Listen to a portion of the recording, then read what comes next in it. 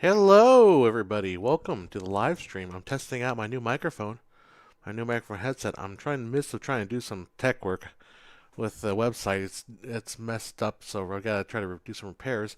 But I figured I'd jump online and give you guys a little holler. Say hi. Let me put myself in the headphones so I can hear myself. One, two, there we go. That feels a little better. So I can hear myself now with this headset. I like the sound of this headset. So these are I bought these for a parade that we're going to be live streaming here in December, a Christmas type parade, a winter fest, and they wanted well, I thought it'd be cool, and I think they want it too. They want this like professional like broadcast version of it here. All right, I'll let them take their time and finish that. They're working with me trying to solve this thing with the website, which I probably should have done not on stream, but I wanted to get the stream out because I wanted to stream I haven't streamed in a long time. It's been stressful to say the least. The last few weeks of my life, it's been super stressful and just hadn't had time to jump online and do any streaming at all. I just end up on the weekends just wanting to just not do anything. And I'm starting to get out of that mindset here. So, welcome to the stream, everybody. Oh, we got 10 viewers here. Very good. I'm on live. Make sure I am visually live. Yeah, there I am. Hi. Say hi in the chat. So the topic, we're going to test out these broadcast headsets. These are the Audio Technica. I forgot what they're called. Audio Technica. I like this. From what I hear in the headset, I like the sound of it. It sounds really good. They're the Audio Technica headset. What is it called? Headset microphone. These are the. Oh, I can get them for 184 refurbished. Was that better than the price I paid? It's about the same. Let's see. Let's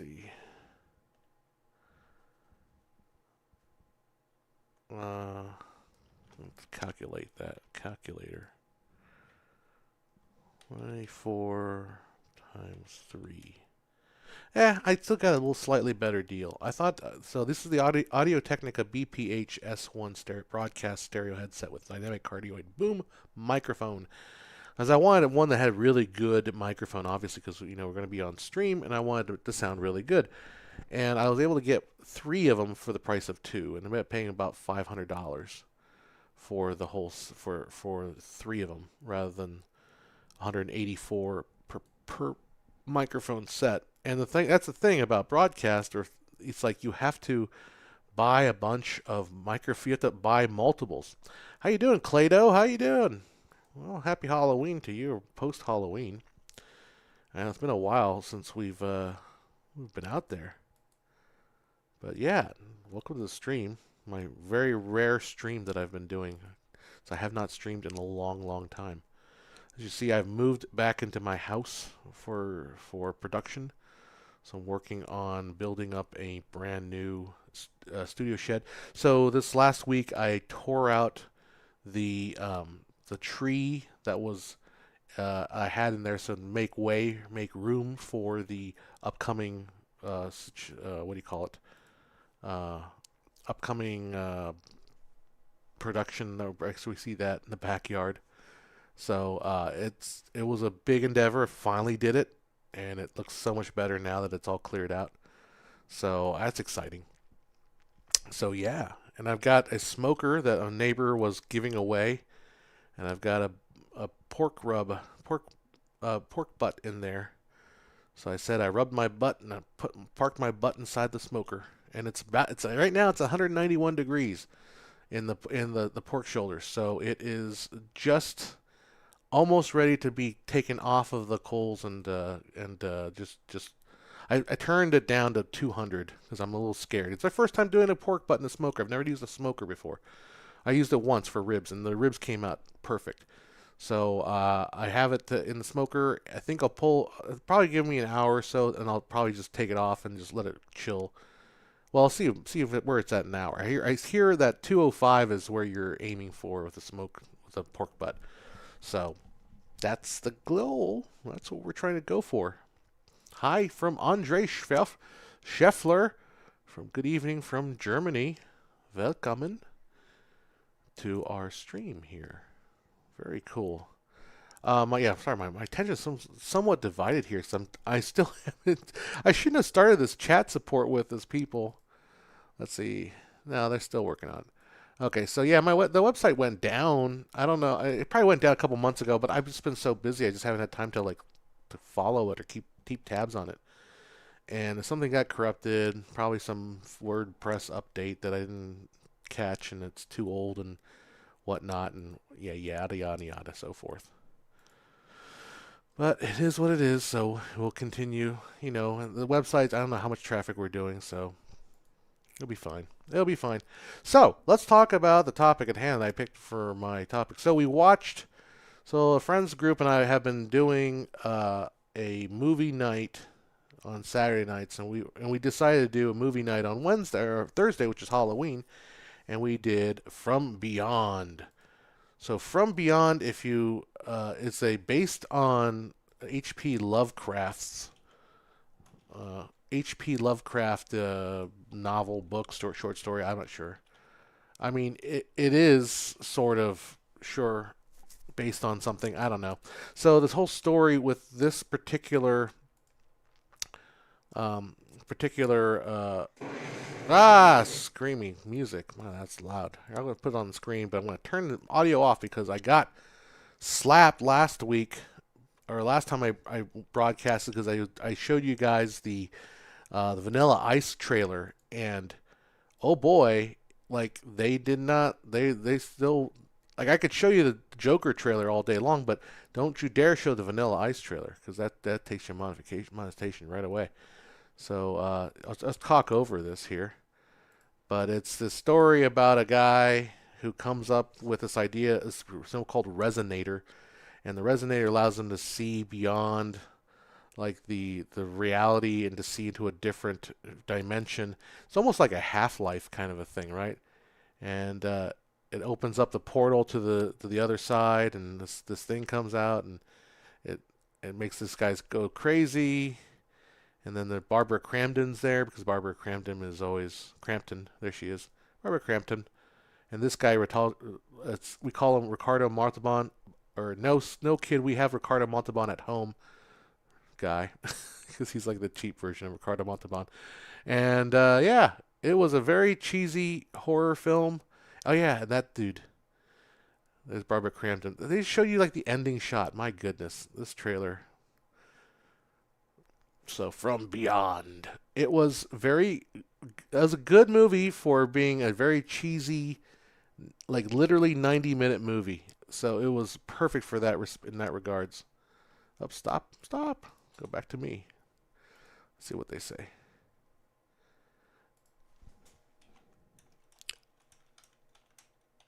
I'm just replying to my technician guy. I'm no hurry to finish this project. Anyhow, is that Jim Carrey? It does look like Jim Carrey a little bit, doesn't it? Is it? I'm not sure if it's. I don't know what From Beyond is based on. I think it's from the book called From Beyond, or a short story called From Beyond. I have no idea really. Let's see. Let's take a look. From Beyond film is based on a short story. Where is it? Same name by H.P. Lovecraft. Okay, so the story is called From Beyond.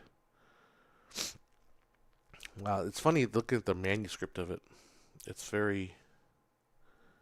It's just kind of just curious to see that this is what they picked for to put on Wikipedia, the manuscript.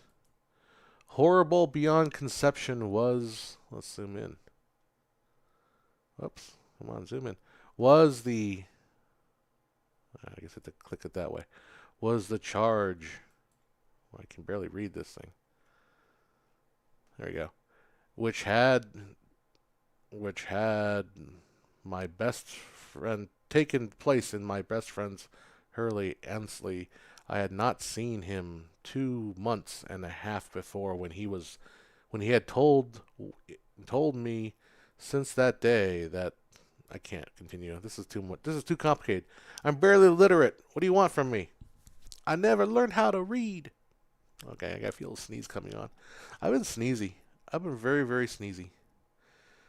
Anyhow, so yeah, it's kind of funny because Cleta, you'll know, we're at Matt's house. We were watching this movie. So it was Matt, myself, Tim, Ryan, his wife Claire, and Tim was falling asleep, so he had to go early. And then Claire and Ryan left, and they halfway through the movie, and they didn't see the rest of the movie. So it was just me and Matt finished the movie. So we were the only people that sat around for the whole 90 minutes that was this movie. I mean, it was a weeknight. We're old people, so we need to go home and get our sleep. That's the problem. So anyhow, um, yeah. So we watched that, and then I got I got home about 8:30 on Halloween night, and I didn't feel like going. I just felt like watching another movie.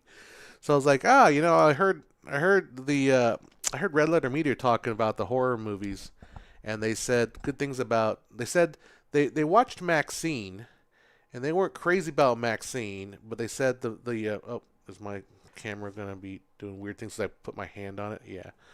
So this camera has a gesture traction. So if I do hand, that means track me.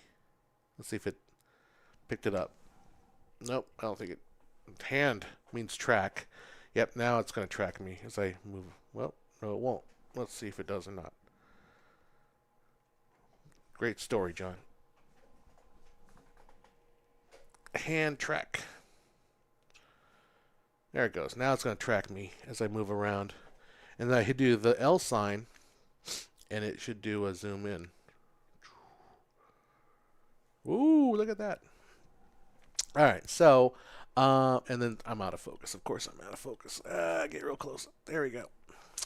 All right, so what was it? What was I talking about? I don't know. I got home and I heard that they had good things to say about Pearl, which I saw X, which the earlier the first Mia Goth Ty West film, and I thought it was okay. I thought it was competent. I thought it was good, but nothing great.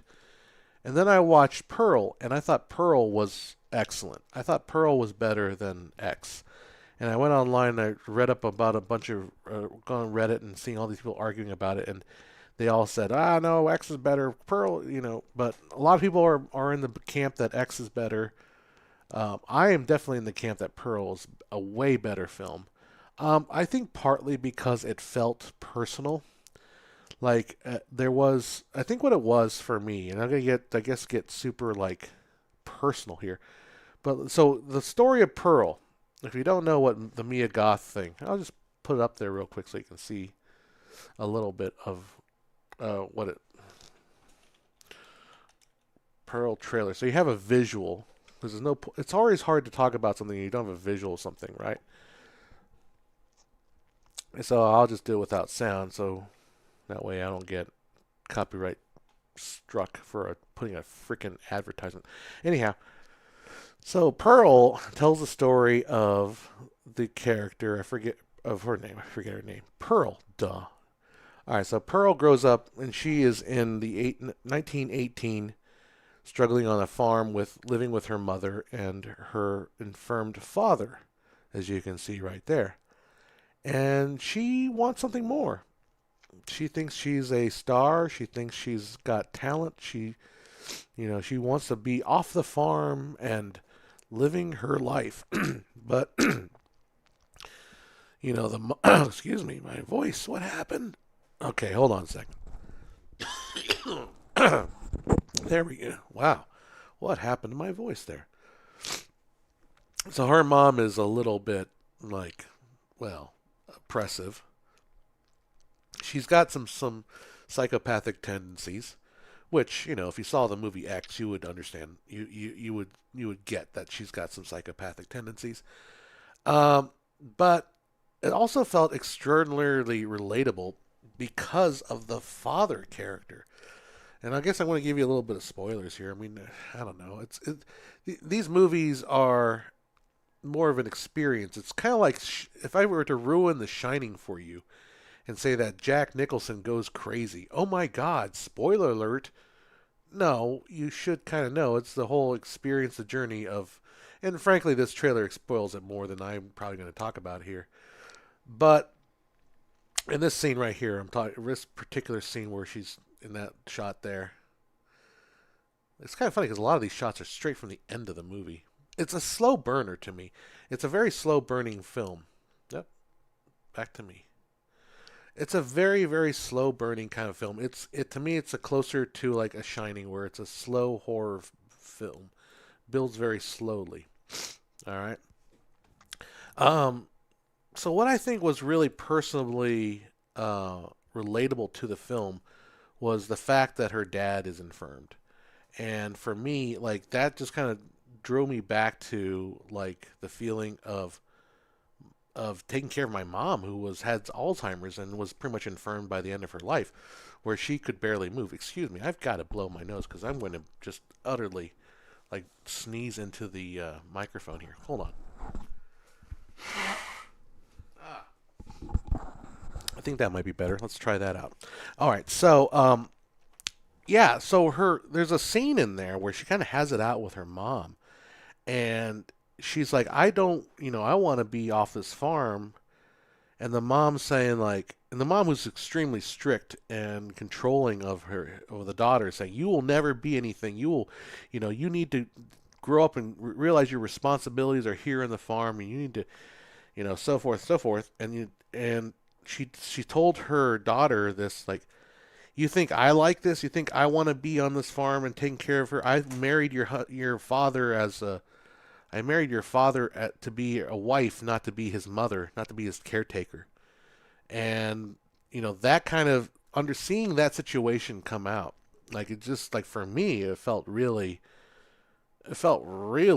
like close to home for me. Like taking care of my mom was kind of like that.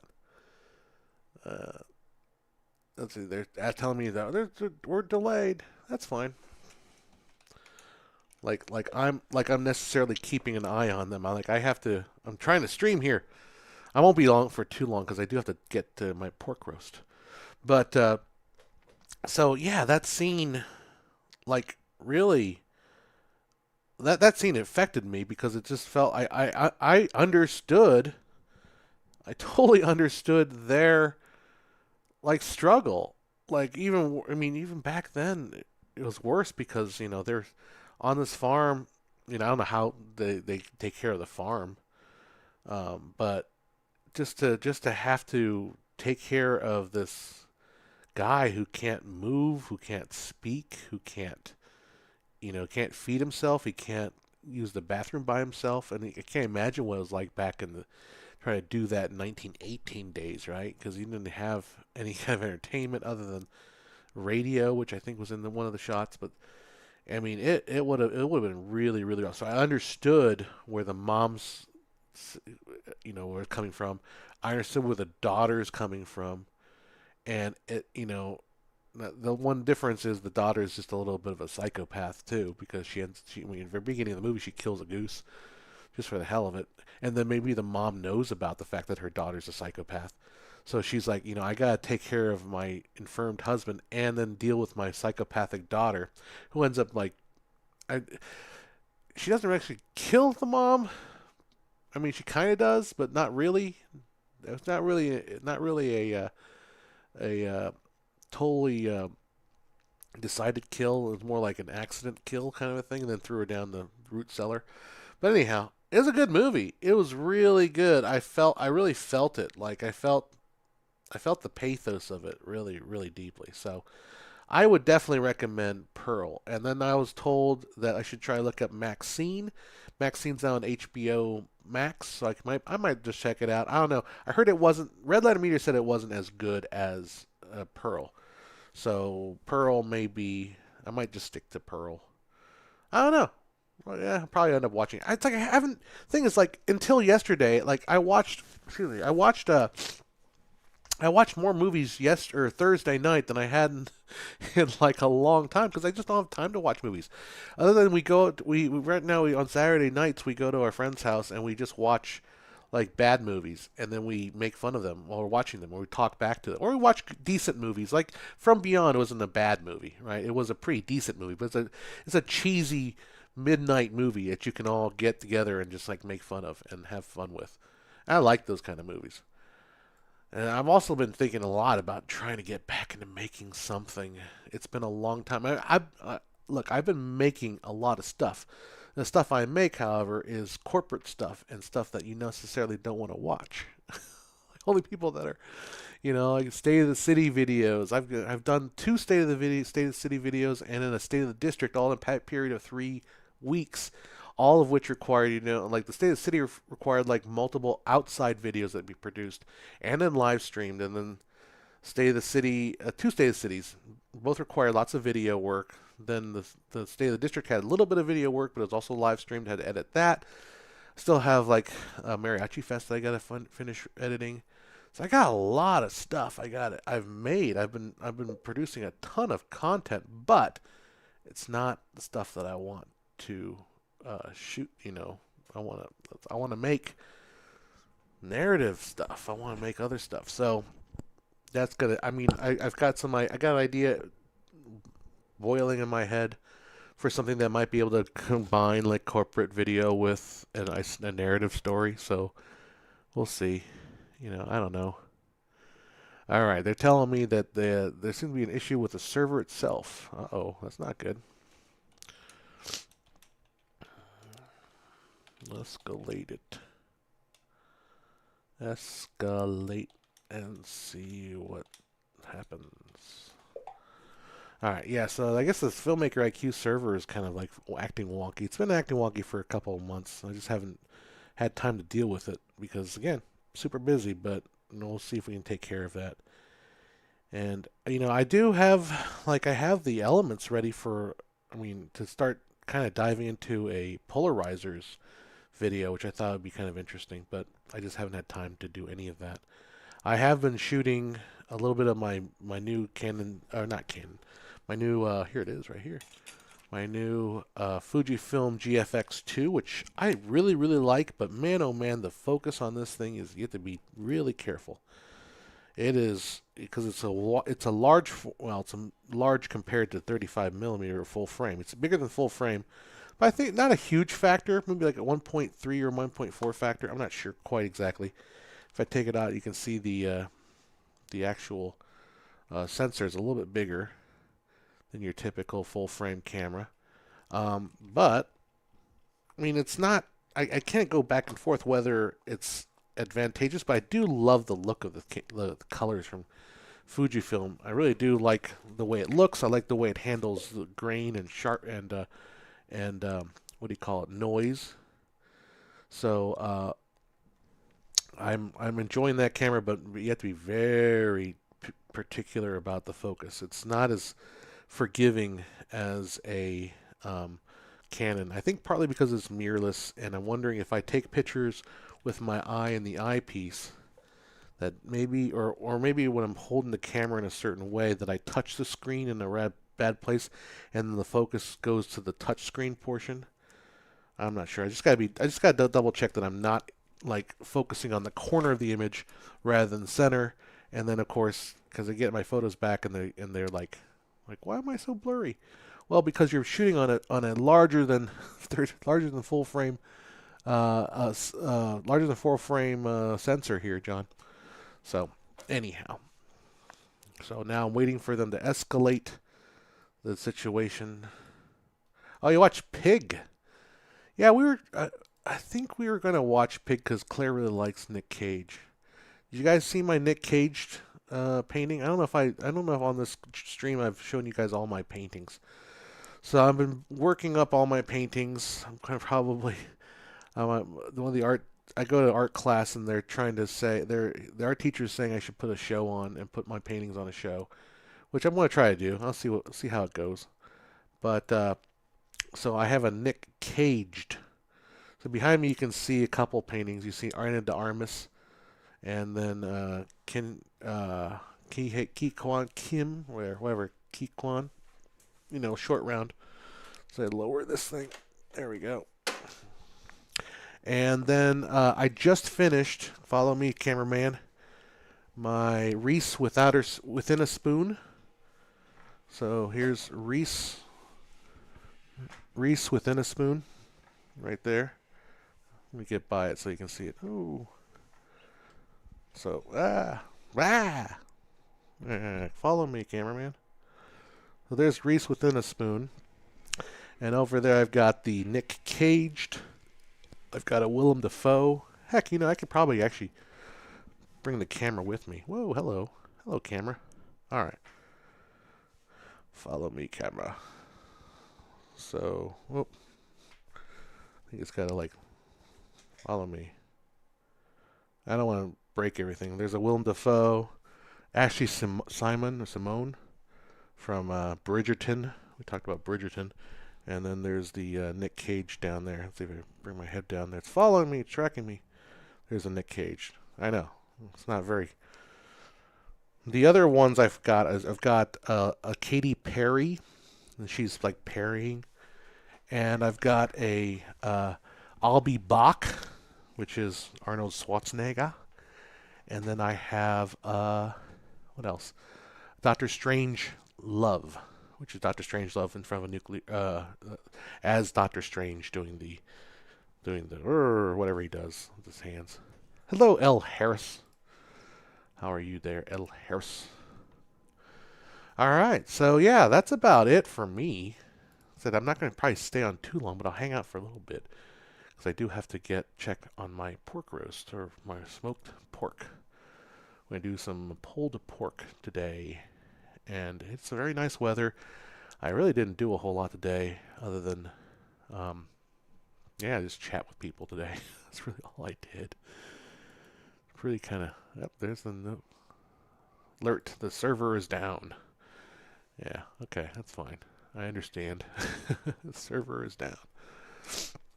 So the next painting I want to do is going to be I'm either going to do Ryan's Gosling, in which I have Ryan Gosling holding a Gosling, or I might do a Wednesday on Fat Tuesday, where Wednesday Addams will be holding a Mardi Gras face mask, and I want to do maybe like Giselle on a gazelle, which is Princess Giselle, which is Amy Adams riding a gazelle. Which, yeah, I'm trying to find puns for stuff. I mean, I want to do celebrities that I like, but also be puns, and that's tricky because I can't always think of a pun that would necessarily work for something. I do use ChatGPT to help me, but ChatGPT is not very good at finding puns.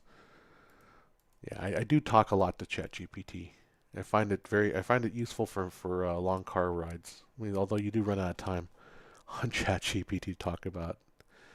And believe me, the nice thing about ChatGPT is it'll keep listening to you, it'll keep listening to you regardless of how many times you've told the same story over and over again. So it's very useful in that regards. Rigel 7 is finally here. So now to restart our conversation here. The original conversation, what were we talking about? From Beyond, we talked about that. We talked about the microphone that I'm using. So I'm using the Audio Technica. And then we talked about Pearl. And we talked about my paintings again. Then we talked about smoking my butt. Smoking my butt. You hate ChatGPT? How can you hate ChatGPT? ChatGPT is so nice and friendly. You gotta use the voice version, and then you gotta basically spill all your guts to it. So imagine ChatGPT as like your bartender, and he's just like, or she, which in my case I have a she ChatGPT she. Oh, that needs to be a thing, right? ChatGPT she. That's what. Okay. It's not accurate. Oh, cool. Yeah, no, it's terrible, right? So I have ChatGPT she. I ask her, like, I have her help me do crossword puzzles. So I've been getting really into doing crossword puzzles, even though I'm functionally illiterate. But I do the LA Times crossword puzzle, which frankly, by the way, is the better online. The New York Times crossword puzzle sucks online. Like, it's just a terrible format. The LA Times crossword puzzle, it's actually a very nice format for your phone. It's very fun and very usable in your phone. But I'll have ChatGPT open and I'll talk to her and I'll say, hey, give me a 5-letter word for, let's give me a 5-letter word for a somebody that works, makes paintings. All right, first letter A, and it will just, and the answer is artist, right? But it will just come up with some other nonsense. It's not 5 letters and doesn't start with letter A, because ChatGPT is just not good at that. But if you want to talk to ChatGPT as like, hey, let me tell you about what happened with my last relationship, it'll never get tired of you just going over the details over and over and over again. It's like the best bad therapist you can have. I mean, it's just awful, but still, it's kind of entertaining just to talk to somebody in the car sometimes, just in it or somebody, it's something. Just talk to and just see what they say. So yeah, that's ChatGPT. That's how I use ChatGPT. I don't really use it, although the only thing good ChatGPT is good at when doing crosswords is actually finding out if you have what do you call them, trivia questions. Like it'll say like artist known for his famous painting so and so, right? Then you can say ChatGPT, what's that artist's name, and they'll come up with it. And if you've been on any of my streams, you'll know that my brain doesn't actually function. That there's literally it's in maintenance mode all day long, and so like I won't remember the name of that guy in that movie. So yeah, so that's what I use it for. Still here. All right. But let's see. Is the website servers down? Okay, well. So yeah, so I'll let that handle over itself. So what else is going on? Just kind of disappointed that nothing in the movie theaters is really that catching my. I kind of wanted to see that movie, The Good Robot. That looked kind of good, but I just didn't have the time to necessarily get out and see it. But there was nothing really else that was really particularly interesting. I did want to see The Substance, but I didn't. But it came and it went. Like, and I didn't get a chance to see it. Uh, and the last movie I saw in the theater. Gosh, I don't even remember what the last movie. Oh, I think it was Joker. Joker Jafal Lalu. You guys heard about Quentin Tarantino's opinion on? He's pretty highly praised. I think Tarantino's probably just a fan of Todd Phillips in general. But oh, is it? Yeah. I didn't mean to criticize, but artist has 6 letters and it does it not. Well, the way you spell it, artiste. That's true. I just thought for some reason it was 5 letters. But yeah, yeah. No, it would say like one who makes paintings are 6 letters. A painter. I don't know. You saw one of my videos dealing with ISO. It might have been the dynamic range one. I was like, somebody was giving me a little bit of pushback on it in the comments, saying like you shouldn't shoot ISO. The thing about the difference between myself and maybe a lot of other people that are talking on the online is I've been on this internet space long enough to know that in filmmaking and photography, you never speak in absolutes. You never ever speak in absolutes, right? So like, if someone says you should always shoot your native ISO, and it's like, nah, not always. Not always. You should not always shoot your native ISO. It depends on your camera. It depends on how your camera functions, basically. So, like, if you're shooting a Blackmagic or shooting Alexa, if you've got the pleasure of shooting Alexa, you probably don't want to shoot you don't have to shoot your native ISO. In fact, there's no purpose to shooting the native. There's no such thing as a native ISO really on Alexa. It's more exposure index, so you can push and pull your footage up and down. In many ways, similar with the Blackmagic cameras. Like you don't necessarily need to shoot the native 400 ISO. You can shoot any ISO you want. And frankly, all cameras you can shoot any ISO you want. There's no real reason you should always shoot a particular ISO.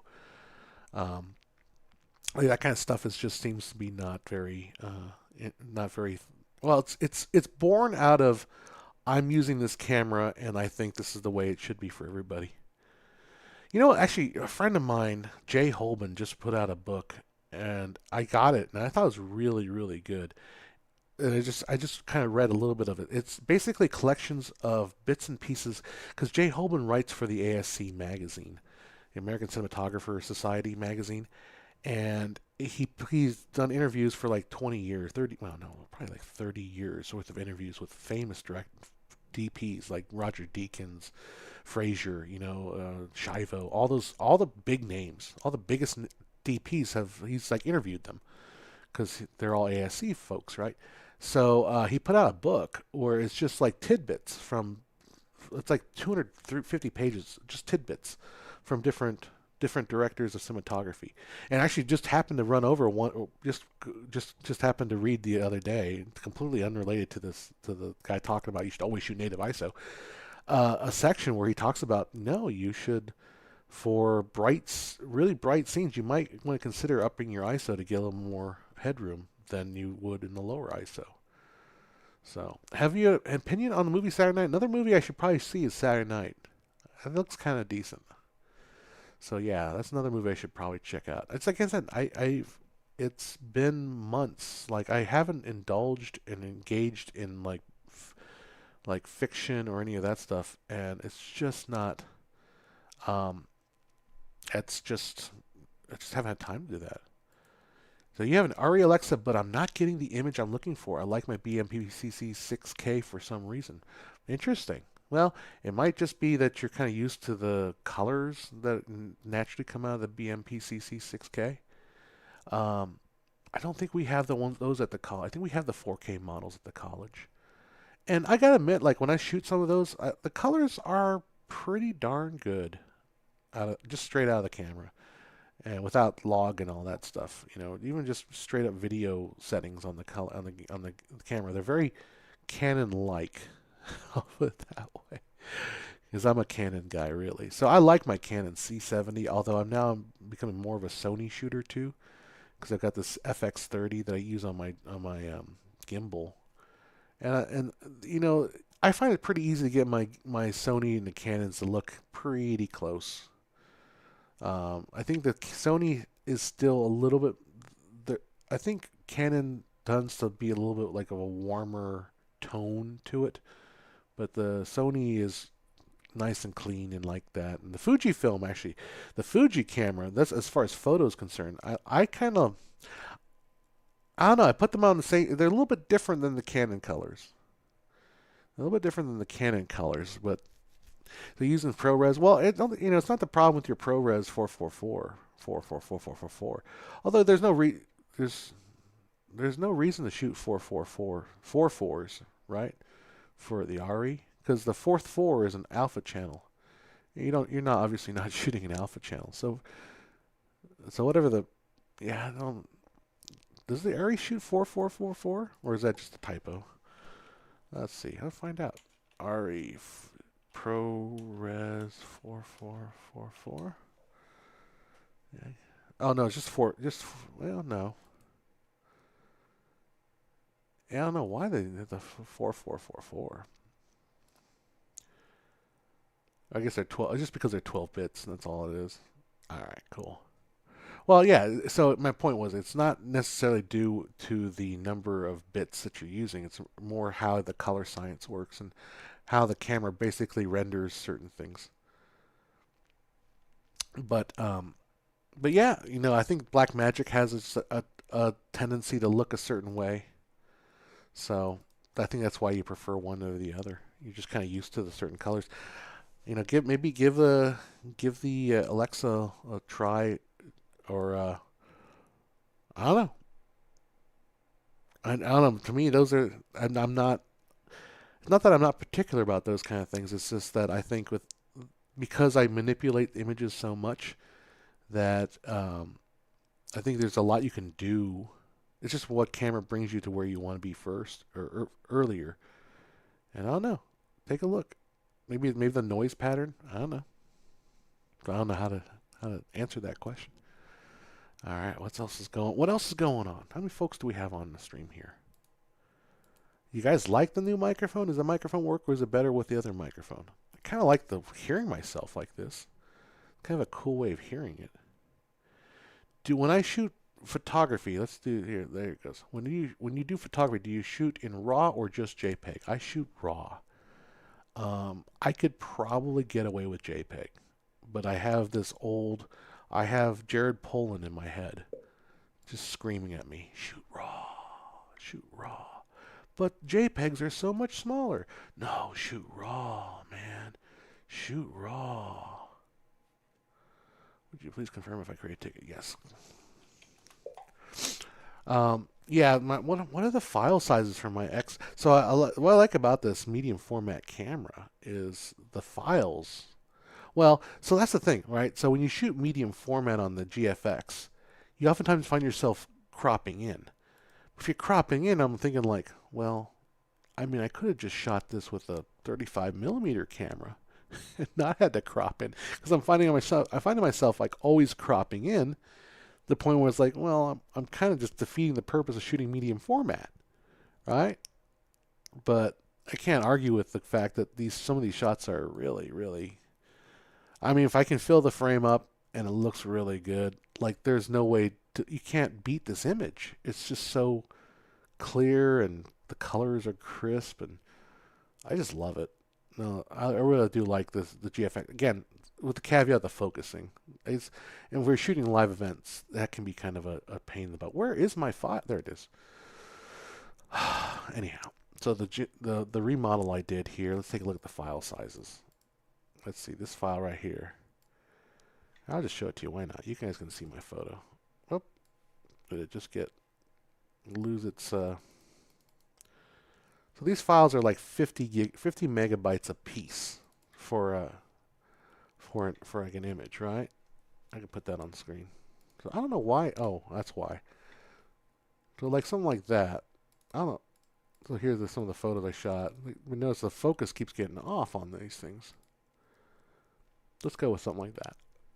All right. What is the size? These are raw files, so I guess it's not interpreting it, so it's changing the interpretation. Because I did not shoot it that dark. Let's see. Where is properties? Properties. Resize image, sure, why not? 8280 by 6208. So an 8 by 6. 8,000 pixels by 6,000. I'm not used to those file sizes. That's pretty darn big. I love it though. But I end up cropping it anyway. So like, why shouldn't I shoot with a 35 millimeter and I get more lens? I have more lenses for 35. I don't know. I like it. Maybe it's just just that part of the nerd in me that wants to shoot these big giant things. What's my take on the Blazo Kato anamorphic lenses? I've never heard of them. I'm kind of in the market maybe for looking into anamorphic. I don't know. It's one of those things. Can I justify buying some anamorphics? Maybe I'll just rent them.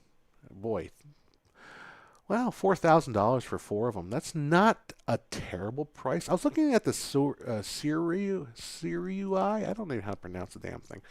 Siriui lenses, because you can get those for a little bit cheaper. Here we are, the Blazer Kato. These guys. I mean, that doesn't look bad. I mean, just the visuals, that is. I have no idea what they look like, right? But hey, you know what? More tools, right?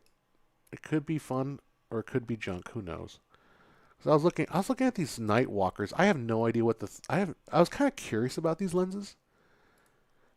Because it'd be kind of nice to get these 1.2 on a 55 millimeter or a 30, 24 or 35. That's pretty incredible. Or even the 75 1.2. My gosh, that'd be Boca-licious, baby. Right?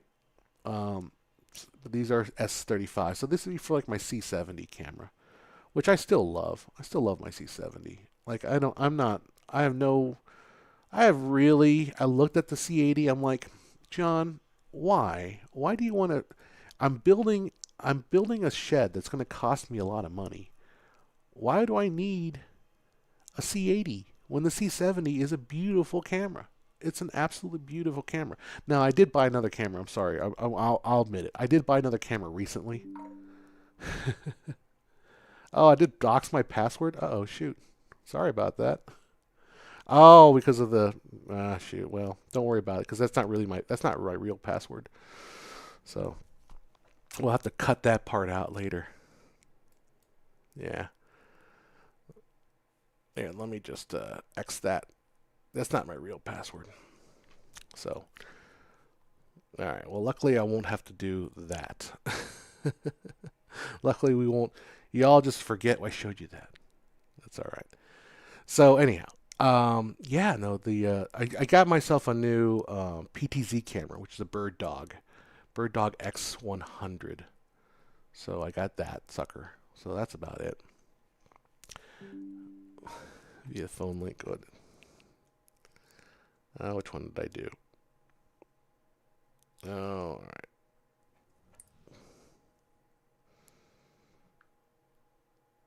all right. Which image did I make break?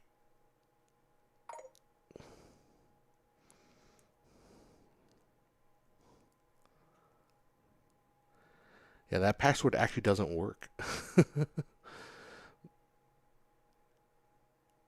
the the tech person that I was working with, I gave them that password, and they said that doesn't work. So it's not that big of a deal. Yeah, you know what? What the heck? We can change it.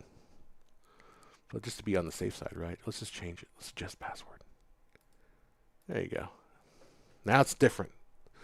Now all you guys can't. Now all you guys can't see it. All right. Yeah. Am I working on a film project right now? No. I wish I was. That's the problem. I need to be working on a film project. Need something to do. Yeah. Long time no see? Yeah, I know. It's been a while. It's been a while because it's been so busy with stuff right now. So, not too worried.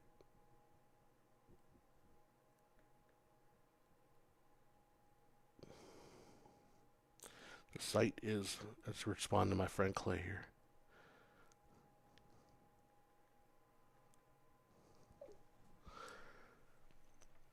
Maybe because I showed, maybe the site's busted because I showed an IP address earlier.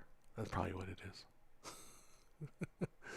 Oh well, no biggie. Here we go. What would you do on a budget to eliminate ghosting and micro jitters? I'm getting jitters on a heavy RE. Micro jitters. What's causing the micro jitters though? Is it the is it a issue regarding the a gimbal or something? Oh, wonder. Wait for that answer. But no, so Siriai. That's what we were talking about. Siriai. I was curious about the Siriai Nightwalker because I said again, 1.2 man. So I was kind of leaning, and they're not too expensive, right? You can get a two lens set for $638, which But is it going to be like a Rokinon? Is it basically Rokinon quality? Is that what I'm getting out of these lenses? I mean, in that case, it's like, well, I'm not sure I'm that interested in that. Although I was watching a little bit of video about the Surrey anamorphic lenses, and there's the Venus one that they had. Uh, a lot of people, I guess, I've seen a lot of videos and comments saying it's the best budget, two times full frame anamorphic.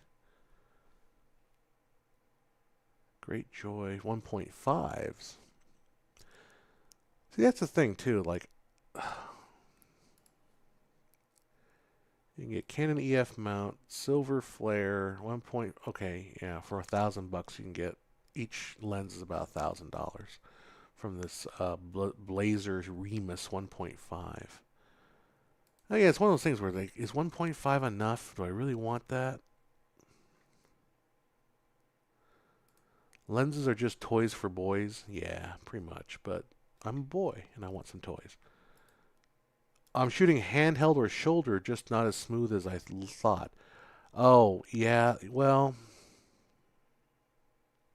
there's not a whole lot you can do on a micro budget to do if you shoot handheld. If you shoot handheld with manual lenses that don't have stabilization in them, you're just going to get jitters. Put it on a tripod. Otherwise, I'd say move up, like try to get yourself. I mean, and this is you're not going to find a whole lot of cinema lenses that do this, right? That have the stabilization built in. You'll see it more in photography lenses, right? They'll have the they'll have the stabilization features to it, but not not not mostly not cinema lenses. What would you do to eliminate ghosting on Tinder and Hinge? Well, if you find out, you can tell me because I'm telling you. Well, if you, I have such terrible luck on Tinder and Hinge that I never get to the point of even being ghosted. Okay, hold on. I get, I have a point of just not being like, I get no responses on Tinder or Hinge, like zero. Hinge especially.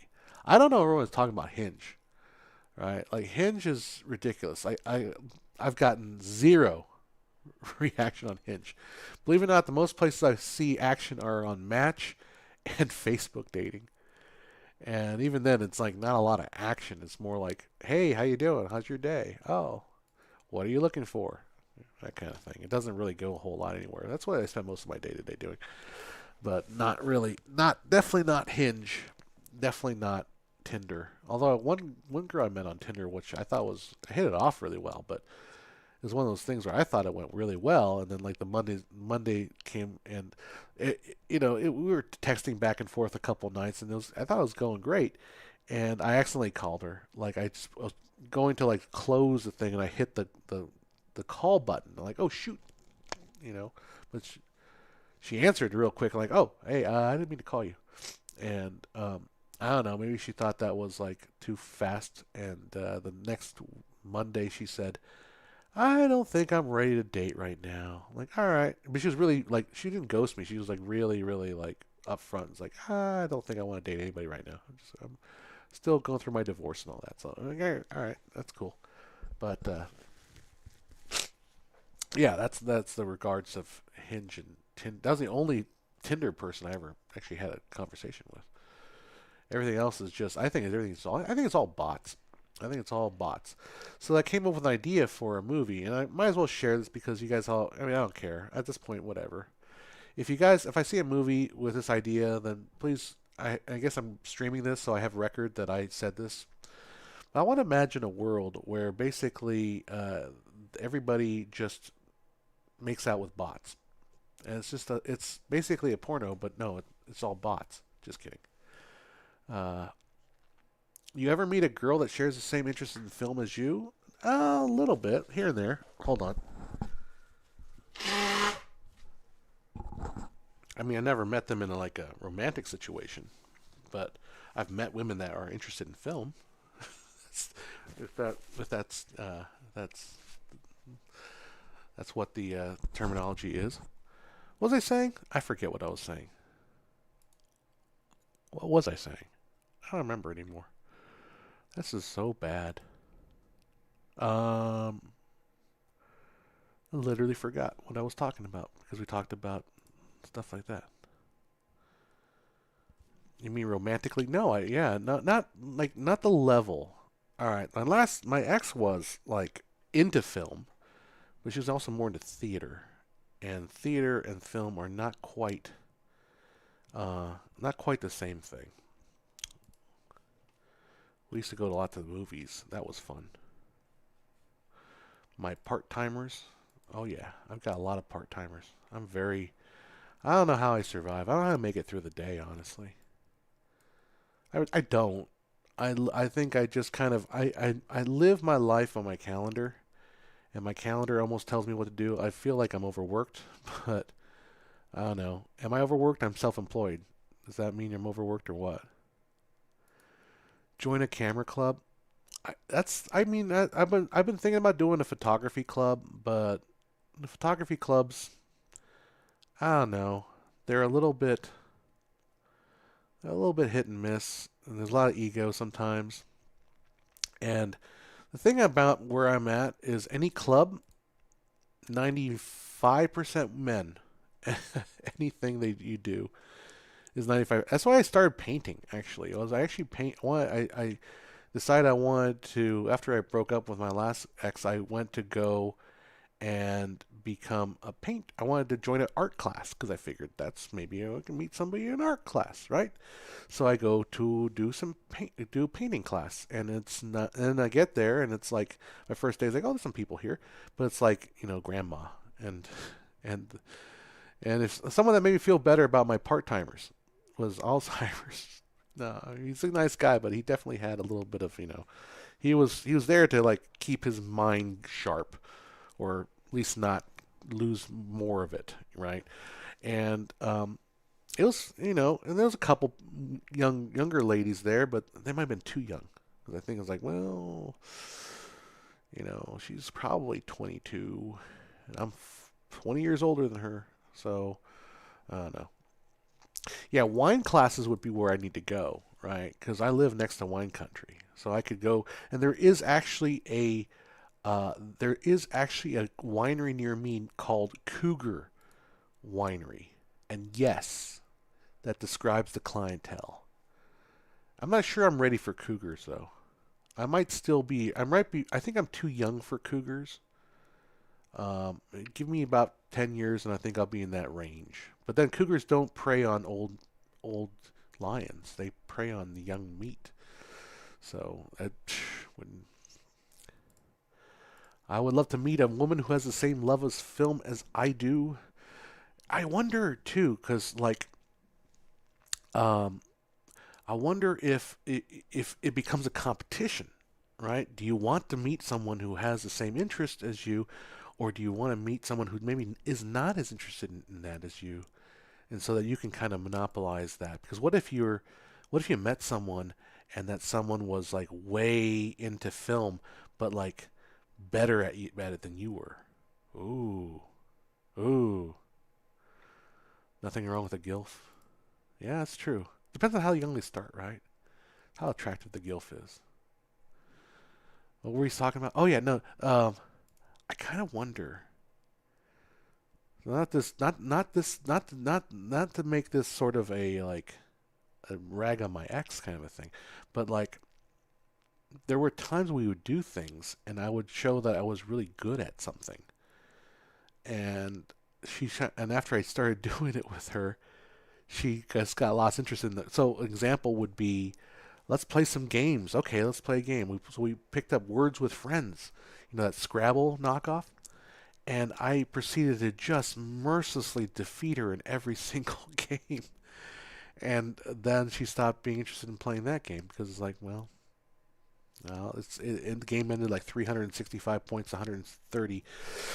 All right, we're not gonna do this anymore, right? So it's like, and that's the thing. So also, I would lie if I told you I don't have an ego. I have the most massive ego on the planet, right? I've got a humongous ego. It's huge. I have to wear special pants because of how big my ego is. It's just massive. I'm telling you, people. Yes. It's a massive ego. Like it's huge, right? I mean, I brag about it. I have to wear big pants for the carrying around all the ego that I have with me. So I want to direct a movie. I want to direct, right? So what happens if you find a woman who also wants to direct, but like, uh, and he should be doing it this way. You should be doing it this way. All right? Can she accept the criticism?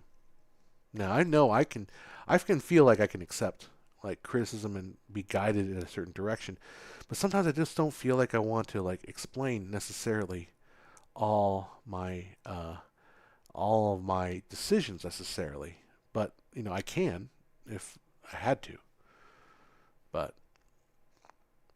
yeah, no, I mean, I'm not getting. I'm playing with the idea. I'm just toying with this idea. Whether it's good to have a person in your life that is on the same wavelength in those regards, or maybe somebody's more on their wavelength in regards to just perspective on life, perspective on everything. Well, I mean, to me, I'd rather have somebody that was on the same wavelength in terms of like how you approach life and how you approach bettering yourself and that kind of thing. I like this microphone. I like hearing my own voice because then I can be very, very sensual and sexy. I hope that's coming across in my conversation. The sensuality should just reach out and just give you a nice, warm, like massage on your neck with my voice. My voice is a massaging technique. It's in fact used by, it's classified as a therapeutic in many, many uh, DSAs or whatever the hell the things are called. Anyhow, need to find me a sugar mama? That is for sure. If any of you know of a sugar mama that needs a, a big daddy filmmaker, just give me a call. And yes, that will happen. Need to learn to tone back your intelligence? Well, that's the thing, right? So, like, I was dating a doctorate, and I massively destroyed her in Words with Friends. Oh, and I wasn't trying to. Like, I was being playful. I wasn't trying to, like, just completely murder her. I don't think she's watching this because I don't think she watches my stuff. But it was it was a blowout every time we played, and we just stopped playing because. And I genuinely tried not to play those. But sometimes, you know what, a seven-letter word comes up, and you're like, yes, 97 points, let's go. Uh, I used to play that game a lot more. Now I'm obsessed with crosswords because I started finding Words with Friends or Scrabble to be kind of limiting. Because I love crosswords because I like the wordplay. I'm trying to find my program. There it is. I like the wordplay of it all. Like I like just I just find it entertaining that let's see if I gotten the ticket. I just find it entertaining to go through and do all the different words and all that stuff. And how the play on words and all that jazz is. So that's why I like the crossword puzzles more than like this. You're only limited to certain letters, and it's fun. I mean, word Scrabble games are fun, but crosswords are the one that jog my brain the best. That's how I keep the part timers at hand. That's what I tell tell myself at least. Hold on, let's see. I'm being told I'm getting a ticket. I'm getting a ticket from the a support ticket. Let's see if I got it. I'll just tell them I see it. Confirm you have received the ticket. I see it in the chat, but not email yet. There we go. All right, back to you guys. And I probably should get going because I think my pork is probably done and needs to be taken out. Taken out and slapped and pulled. Where are we? Here we are. Rigel7 says, I love the sound of my own voice. Jay Hess, Out of Context Magazine, Volume 37. Nice. Nice. You pulled out of the 7-letter word only on the 10th date. LOL. It's the only way you pull out of anything, right? Am I kidding? No, just kidding. Where are we? Here we are. Last night I watched Ace Ventura and realized aside from the two scenes, the script itself isn't actually that funny. And a couple of tweaks, it could have been played straight. Yeah. What was I watching? I get that sometimes you watch a movie and it's like it could be very, very dark. So okay, I'm going to read to you. I was actually talking to this other girl because I'm a Casanova. See, the Casanova comes strong with the voice. It's just a natural gift that I have. It's called, so anyhow, I'll describe this movie to you. Hold on. I got blow real hard. Take that out of context, you. Don't eat the pictures. How many people have heard of this movie? Don't eat the pictures. All right. Don't eat the pictures. Sorry, my mustache is tapping the microphone. Don't eat the pictures. So, if you aren't familiar with this movie, it is a dramatic. It is a surrealist movie released in 1983 called Don't Eat the Pictures, Sesame Street at Metropolitan Museum of Art. All right. You ever see that movie that dealt with the crossword puzzle starring Sandra Bullock? No, I don't even know what that is. But you are keeping me away from describing Don't Eat the Pictures. All right, so what happens is Sesame Street gang have gone on a field trip to the Metropolitan Museum of Art. Big Bird is arranged to meet with Snuffy at the museum, but before he can, it is closing time. I'm reading the synopsis from Wikipedia, so here we go. Big Bird decides to go off and look for Snuffy. Before the group can leave, they realize Big Bird is missing, and they run all through the museum looking for him. The chase has them going through different exhibits at high speed and missing, spotting, and chasing him. After a bit, they give up only to find they are locked in the museum overnight. They decide to go out and look for Big Bird and look at all the exhibits while they are at it. Now here's where it gets creepy. Big Bird eventually finds Snuffy and they wander to the Egyptian exhibit and they encounter the ghost of an Egyptian prince named Sahu and his cat who have been cursed to remain on Earth until he answers the question, where does today meet yesterday? Now, through drawing, Sahu explains his dilemma. A demon appears and asks Sahu a question. If he does not know or answer correctly, the demon vanishes until the next night. If he answers correctly, he will then be taken to Osiris, who will weigh Saru's heart against a feather. If the feather is lighter, he can rejoin his parents among the stars. But if it's heavier, he will forever remain on Earth. So Big Bird considers this all too daunting and suggests Sahu remain on Earth and become the only 4,000-year-old kid on Sesame Street. However, Snuffy thinks it's only fair to help Sahu be reunited with his parents.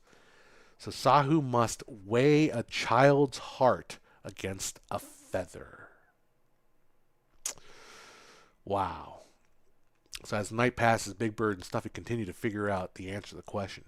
Soon, just before midnight, Big Bird unknowingly figures out the answer is a museum, where a today meets yesterday.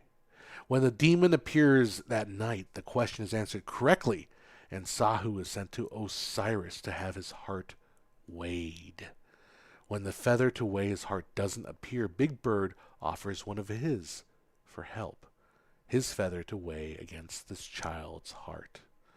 But when Sahu's heart is too heavy, Big Bird claims it wasn't fair, since Sahu was on Earth for 40 centuries and he has been so alone, his heart would be heavy, so he can't become a star. After this realization, Sahu's heart becomes lighter as he now is ready to join his parents and take his cat.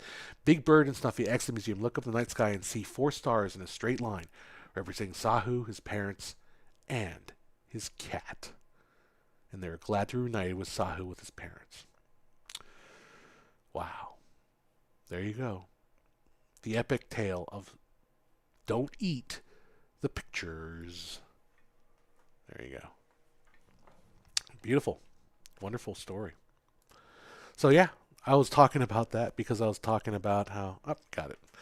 I was basically we're talking about Halloween and we're talking about how I thought that Oscar the Grouch is not really that grouchy.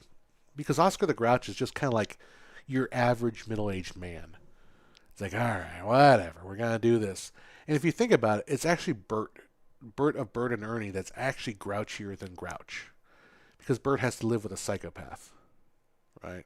And we all agree that Elmo is definitely a diva. I don't feel safe alone at night with a man named Snuffy.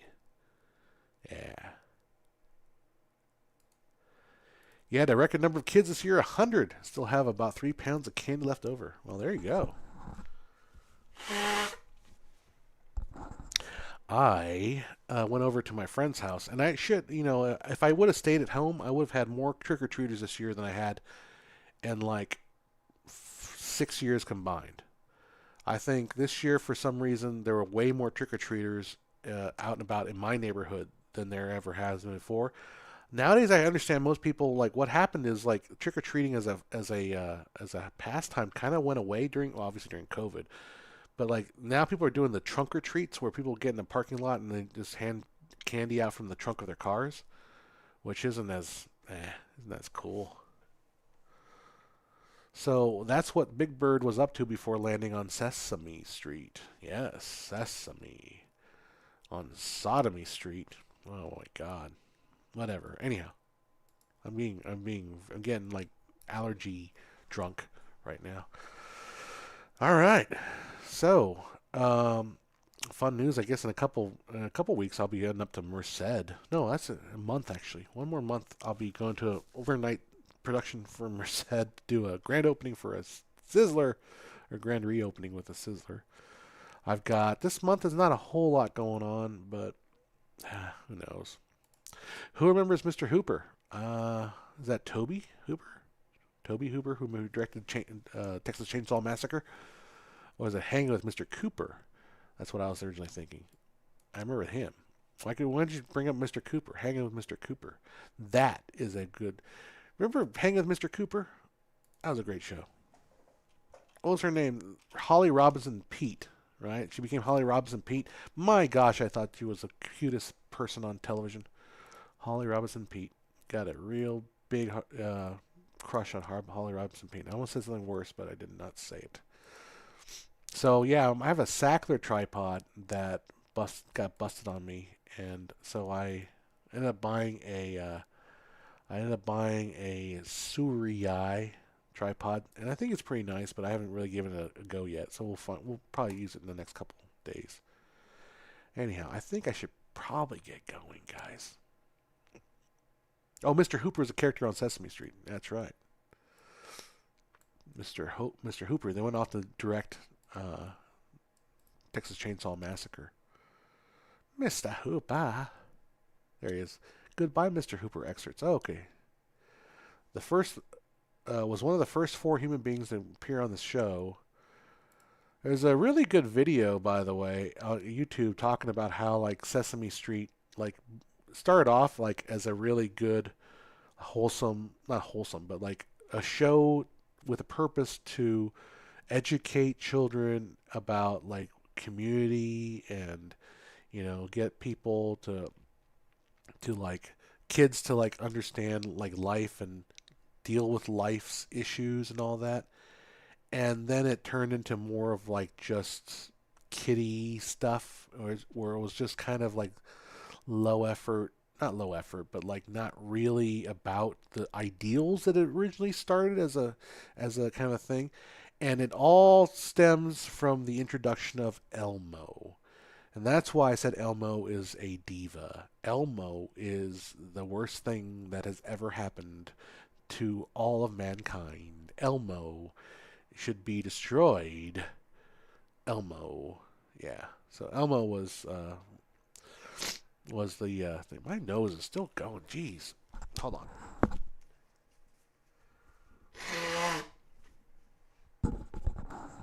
This thing about the character of Mr. Hooper is really interesting. Is the Wikipedia article. So I'm going to read to you the development and description. Played by Will Lee in the premiere of Sesame Street in '69 until his death in '82, was one of the first four human characters that appeared in the show. Produced, the role was first to be cast. Lee came to the stone attention when writers Bruce Hart and Carol Hart. I'm going to skip ahead a little bit.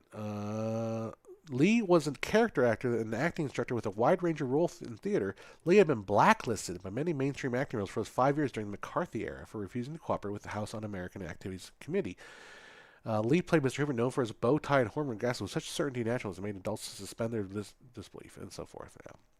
Interesting. Slightly cranky but good-hearted.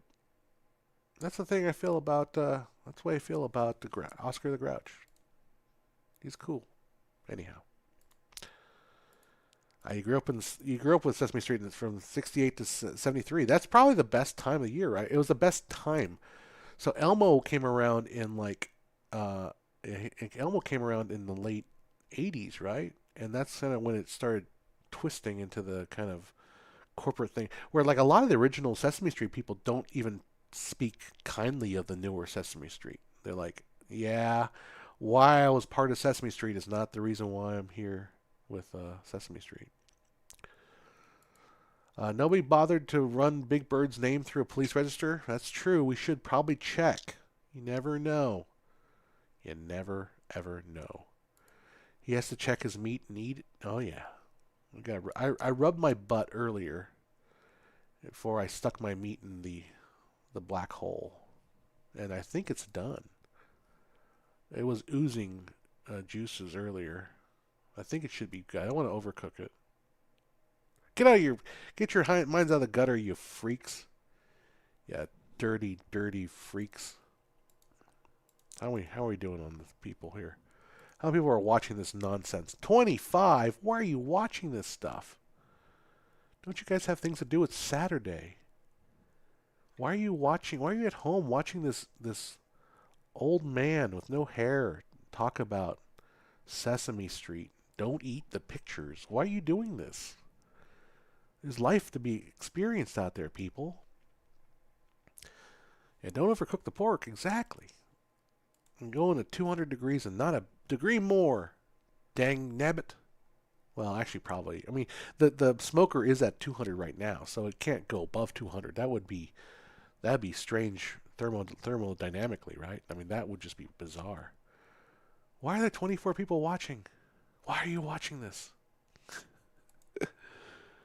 Well, am I the only streamer that asks the audience, why are you watching me? Why? Why? I know why. It's because of my sexy voice.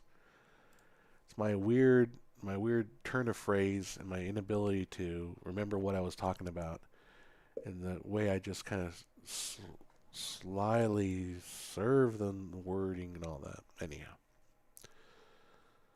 Alright, well, my server issues are not going to be solved right now, so we're going to go ahead and let that be.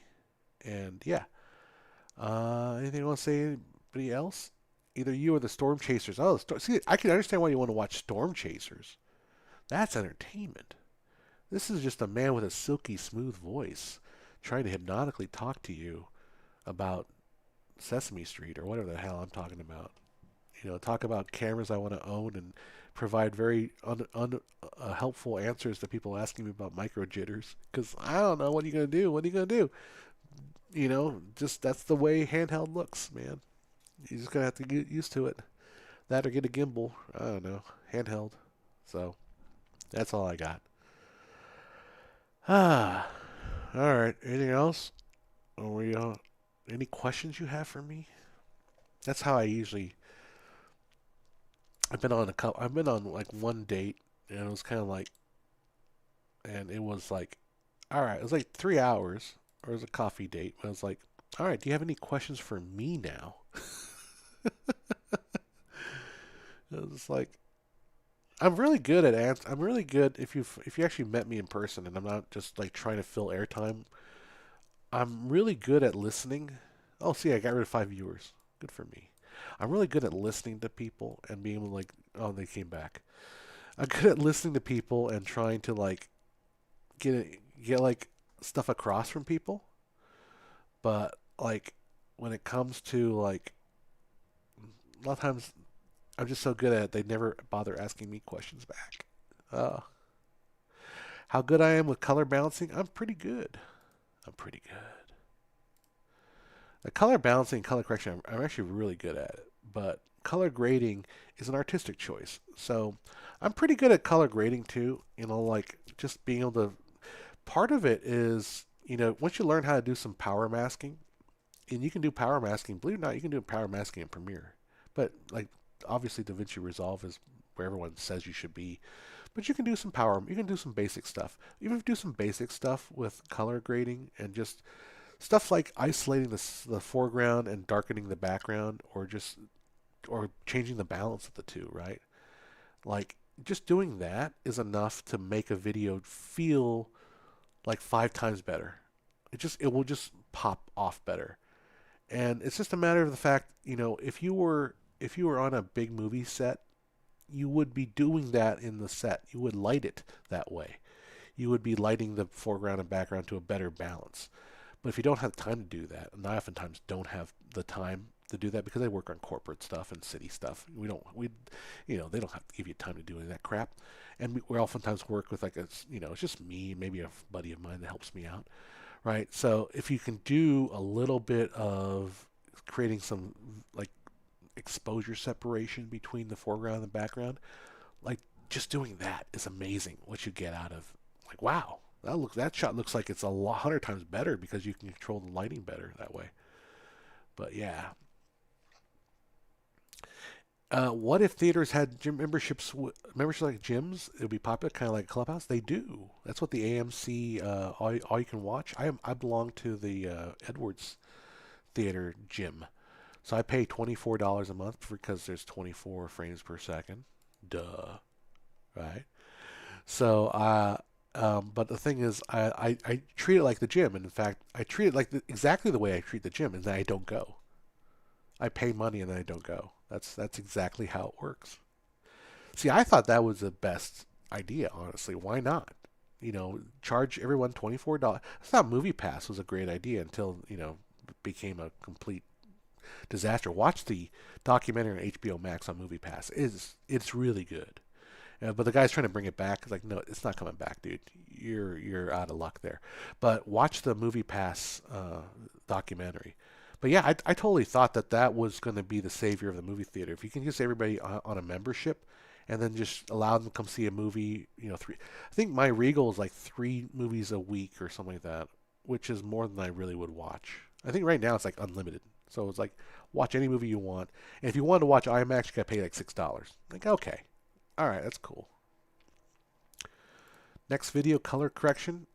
I should probably come back and do a color video, but I just once my studio's built, I'll have a little more. I'll be a little more in that mindset of being able to do that. Right now, it's just everything's in the air.